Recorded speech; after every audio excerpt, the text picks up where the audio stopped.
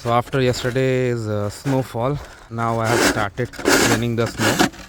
First I am shoveling the walkway because legally we have to do this.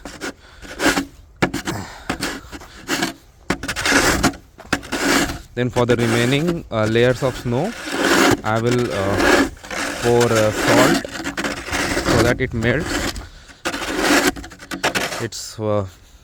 It has not been too much heavy like previous snowstorm, but still it was significant, no doubt. And I'm cleaning it up.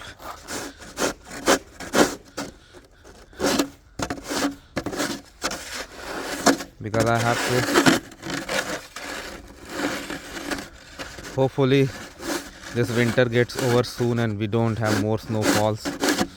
It's really painful to do this after snowfall, like standing cold with a shovel and clean it up.